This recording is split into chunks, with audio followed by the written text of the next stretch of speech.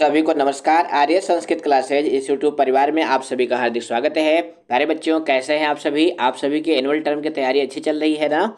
इस वीडियो में हम सभी 6 क्लास के संस्कृत का जो पेपर है एनुअल टर्म का, उस सिंपल पेपर को हल करेंगे।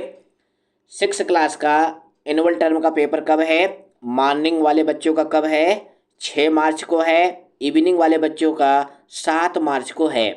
तो यह वीडियो 6 क्लास के बच्चों के पेपर में बहुत सहायता करने वाली है, क्योंकि संस्कृत विषय की दृष्टि से छठी का बच्चा अभी प्रथम क्लास में है, क्योंकि संस्कृत जो है छठी क्लास में ही पढ़ाई जाती है।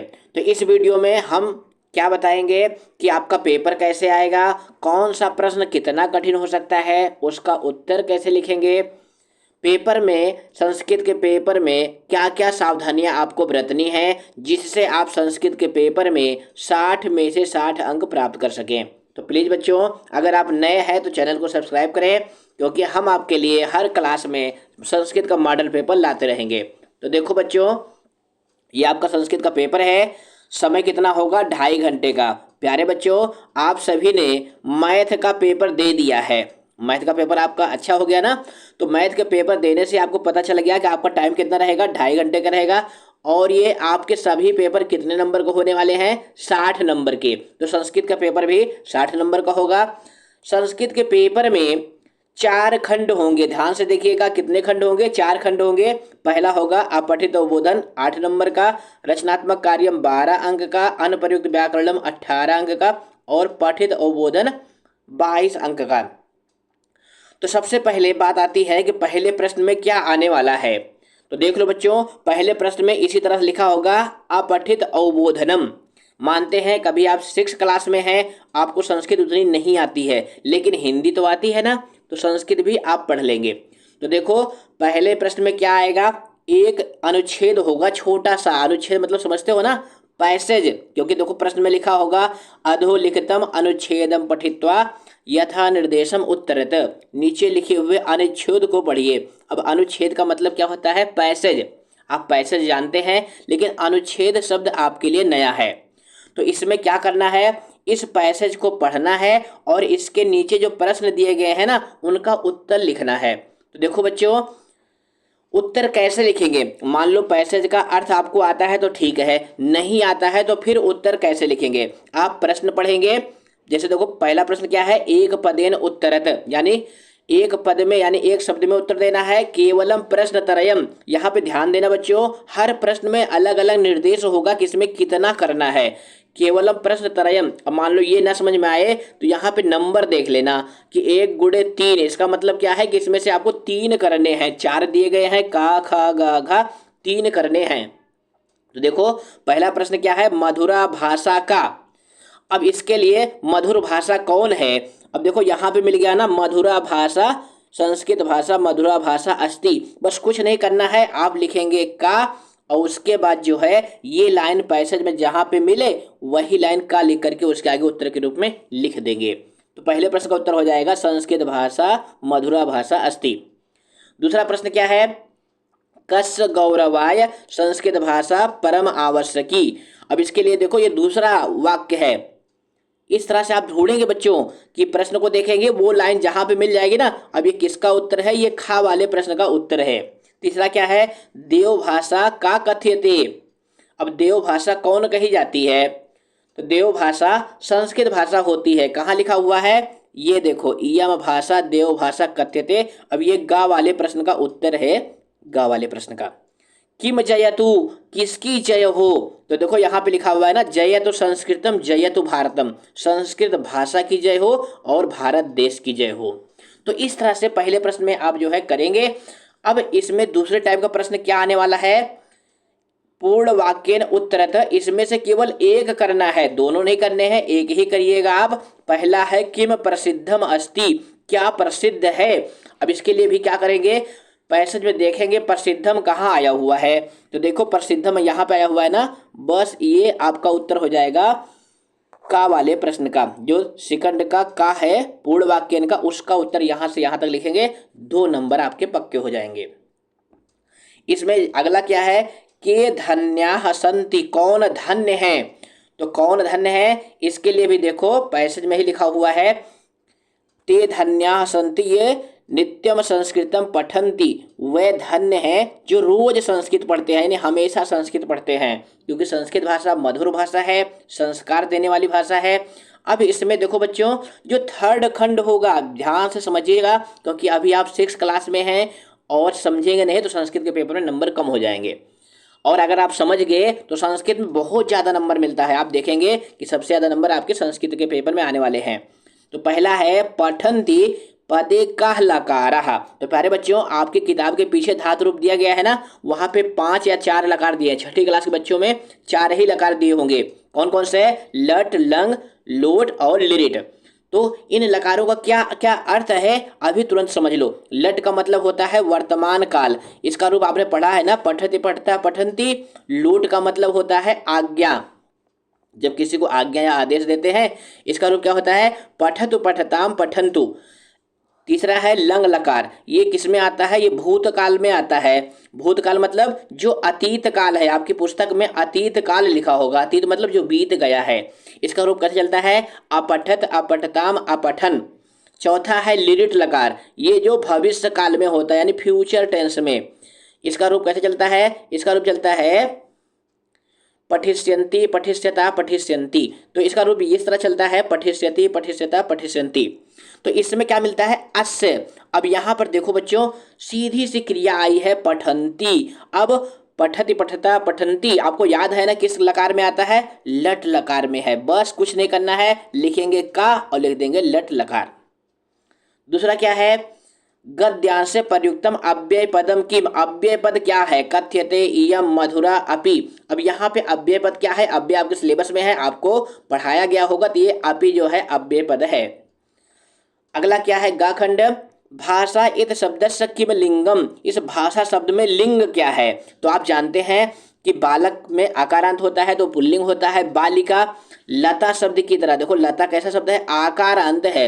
आपका जो दूसरा पाठ है ना, वो आकारांत ही तो होता है, जिसके अंत में बड़ा आ हो, यानी आकार हो। तो यहाँ देखो भाषा में भी आकारांत है ना, तो ये स्त्रीलिंग हो जाएगा। क्या हो जाएगा? स्त्रीलिंग हो जाएगा। चौथा खंड महत्वपूर्ण है बच्चों। इस प्रश्न में 10वीं वाले बच्चे भी गलती करते हैं, लेकिन आप छठी क्लास में हैं, अभी से इसकी गलती ना करें। देखो क्या पूछा गया है? अस्य गद्यांशस समुचितम शीर्षकम लिखत, यानी जो गद्यांश है इसके लिए आपको शीर्षक लिखना है। क्या लिखना है? शीर्षक। तो शीर्षक लिखने के लिए बच्चों क्या करेंगे? आप लिखेंगे खंड 4, उसके बाद हेडिंग डालेंगे शीर्षकम। क्या हेडिंग डालेंगे? ध्यान से देखिएगा, नहीं तो छठी क्लास में नंबर कम हो जाते हैं। वैसे कुछ बच्चे बहुत अच्छा नंबर लाते हैं संस्कृत में। तो शीर्षकम लिख के क्या लिख देंगे? संस्कृत भाषा, क्योंकि जो पैसेज का शीर्षक है यहाँ पे जो मॉडल पेपर आया हुआ है, इसमें क्या है? संस्कृत भाषा। बस शीर्षक में एक शब्द में या 2 शब्द में लिख देंगे। शीर्षक क्या होता है? संज्ञा पद ही शीर्षक होगा। क्रिया, विशेषण, अव्यय ये सब शीर्षक में नहीं आते हैं। अब बात आती है कि प्रश्न नंबर 2 में क्या आएगा। फटाफट देख लो बच्चों, इसी तरह से आपका पेपर होने वाला है। प्रश्न नंबर 2 में आएगा, एक चित्र बना होगा, उसके आगे कुछ वाक्य लिखे होंगे, डॉट डॉट यानी रिक्त स्थान होगा। और देखना, एक शब्द लिखने से आपको 2 नंबर मिलेगा, क्योंकि दूसरा प्रश्न कितने नंबर का है? 8 नंबर का है। 4 लिखेंगे 8 नंबर मिलेगा। तो ध्यान से करिएगा, क्योंकि ये भी बहुत नंबर दिलाने वाला है। अब देखो क्या लिखा हुआ है? एतानि पुष्पाणि। अब ये भी जो आपकी किताब में पहला, दूसरा और तीसरा पाठ है, पेपर के दृष्टि ये तीनों पाठ बहुत महत्वपूर्ण है। तो तीनों पाठ आप अच्छे से पढ़ लेंगे। अब इसमें भरना क्या है? इसके लिए देखो बच्चों, यहाँ मंजूषा दी गई है। देखो ना, नृत्यति, चलती, अस्ति, विकसंति। तो आप मंजूषा यानी जो हेल्पिंग बॉक्स है, इसके पद को देखेंगे। अब देखो यहाँ क्या है? गजा। अब गजा के क्या होगा? ऐसा गजा। अब यहाँ पे गजा हाथी क्या कर रहा है? चल रहा है, तो लिख देंगे चलती। ये बालिका है, बालिका क्या कर रही है? देखो डांस कर रही है ना, हाथ एक हाथ ऊपर एक नीचे है, तो इसमें क्या लिख देंगे? नृत्यति। अब 2 लिख दिया। अब कौन कौन बचा? चलती हो गया, नृत्यति हो गया। अब वो एक बचा है अस्ति और एक बचा है विकसंति। तो ऊपर वाले दोनों चित्र जो है ना, इसमें जो है एक में हो जाएगा अस्ति, यानी ऐसा घटिका अस्ति, ये घड़ी है। यहाँ पे अस्ति हो गया। और ये फूल खिल रहे हैं, तो खिलने के लिए मंजूषा में क्या आया हुआ है? विकसंति। तो इस तरह से आप करेंगे बच्चों, तो छठी क्लास में पूरे 8 में से 8 नंबर जो दूसरे प्रश्न के लिए निर्धारित नंबर है वो आप प्राप्त करेंगे। अब इसके बाद बात आती है कि तीसरे प्रश्न में क्या आएगा। तीसरे प्रश्न में आएगा ऐसे बॉक्स बने होंगे या ये बॉक्स नहीं भी बने होंगे लेकिन 3 पद ऐसे लिखे होंगे।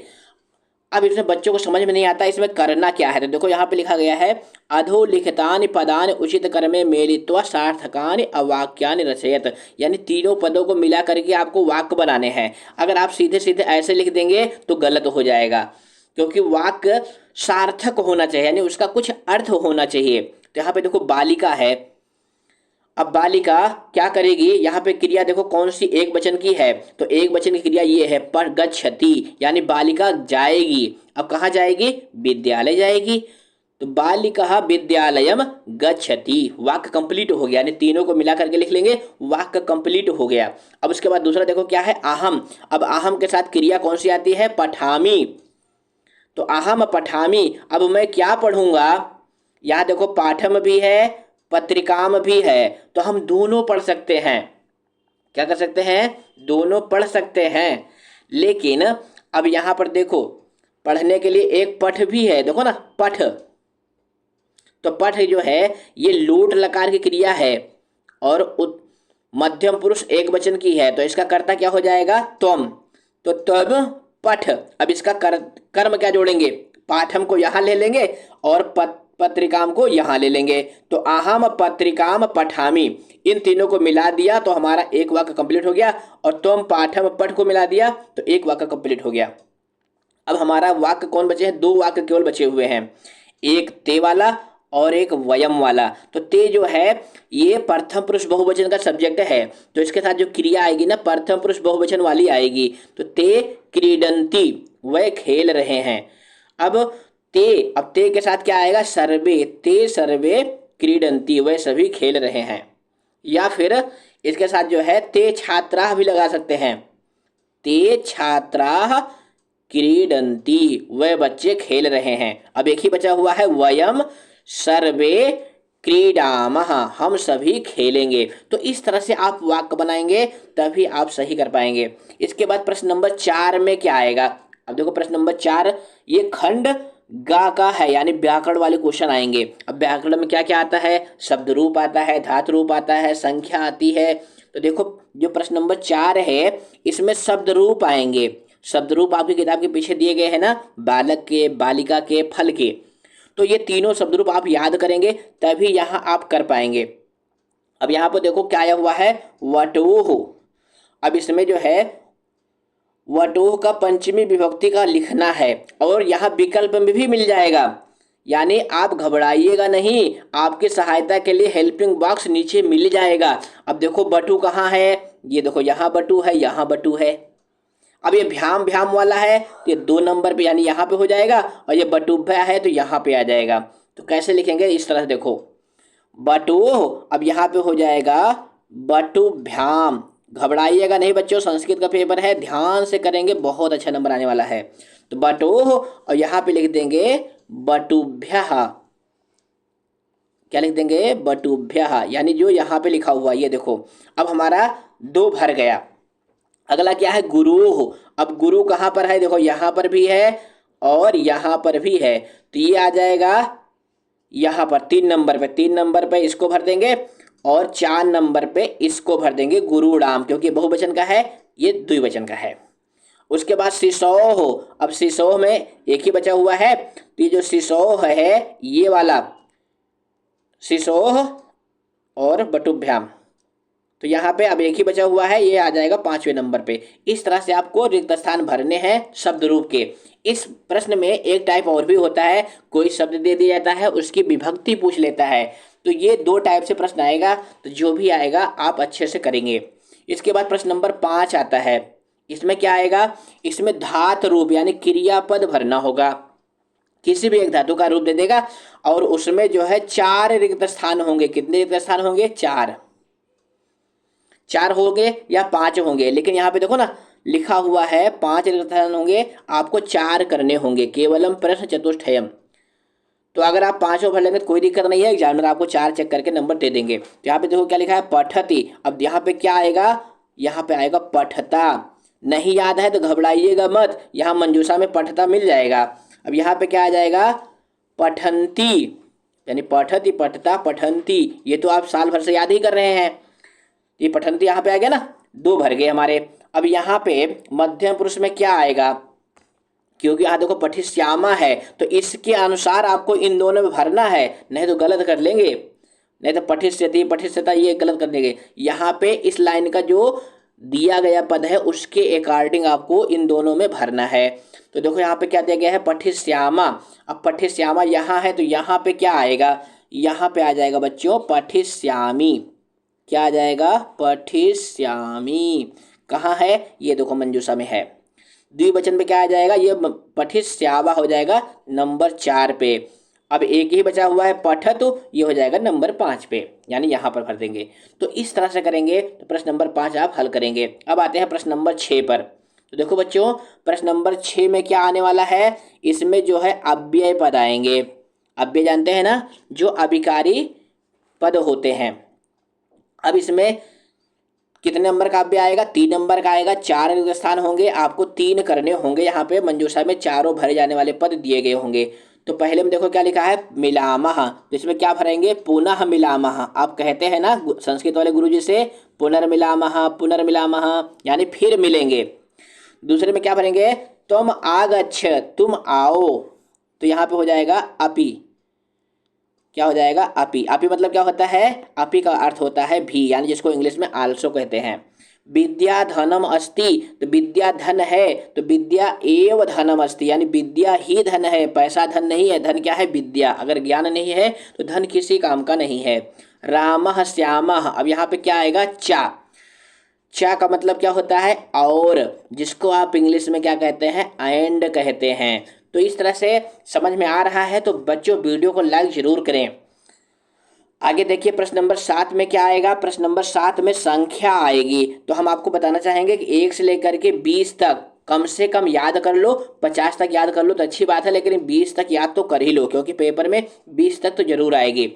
अब संख्या देखो बच्चों, 3 5 6 1 2, ये संख्या भरनी है। अब इसके लिए भी आपको घबराना नहीं है, नहीं याद है तब भी कोई घबराने की बात नहीं है।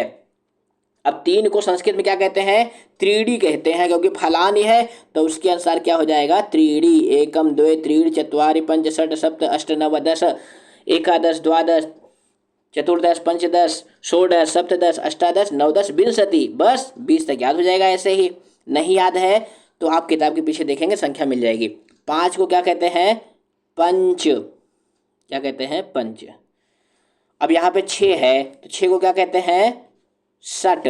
षट मतलब 6। अब 1 को क्या कहते हैं, यहाँ पे पुष्पम है तो एकम लिखेंगे। क्या लिखेंगे, एकम पुष्पम। 2 किसके अनुसार लिखना है, छात्रों के अनुसार, तो हो जाएगा 2। क्या हो जाएगा, 2। इस तरह से वैसे कभी कभी आपकी सहायता के लिए हेल्पिंग बॉक्स में संख्या मिल सकती है। तो ये हो गया हमारा प्रश्न नंबर 7 कंप्लीट। अब आते हैं प्रश्न नंबर 8 पे। तो प्रश्न नंबर 8 में क्या आएगा बच्चों, ध्यान से देखेगा, क्योंकि आपका पेपर का जो फॉर्मेट है ना बिल्कुल ऐसा ही होगा। यानी प्रश्न नंबर 8 में यही शब्दार्थ ही आएंगे, यानी इसमें मिलाना होगा। तो अस्माकम माने होता है हमारा, यूयम माने होता है तुम सब, आवाम माने होता है हम दोनों। तो हमारा प्रश्न नंबर 8 भी कंप्लीट हो गया। अब आते हैं प्रश्न नंबर 9 पर। अब देखो बच्चों यहाँ से खंड घ प्रारंभ हो रहा है, पठित अवबोधन। अब इसमें क्या आएगा, जो आपकी रुचिरा प्रथमो भागा पुस्तक है ना उसमें से प्रश्न आएंगे। प्रश्न नंबर 9 है, इसमें भी जो आपका एक पाठ है वकस प्रतिकारा, वो बगुले वाली और उसके श्रृंगाल वाली कहानी है ना, जिसको पढ़ के आपको बहुत मजा आया था। उसने बगुले ने श्रृंगाल से अपना बदला ले लिया था। ये तो वो पाठ जो है इस एनुअल टर्म के पेपर के लिए बहुत महत्वपूर्ण है। तो इस पाठ को आप अच्छे से पढ़ेंगे। तो देखो बच्चों क्या है, अग्रमे दिने सह भोजनाय श्रृंगालः निवासम आगच्छति। तो इसमें जो है ये लाइन देखना, सह श्रृंगालस्य निवासम किमर्थम आगच्छति। तो इसके लिए ये पहली लाइन है, ये का वाले प्रश्न का उत्तर है। एक पद में लिखेंगे तो एक पद में इसका उत्तर जाएगा भोजनाय। क्या हो जाएगा, भोजनाय।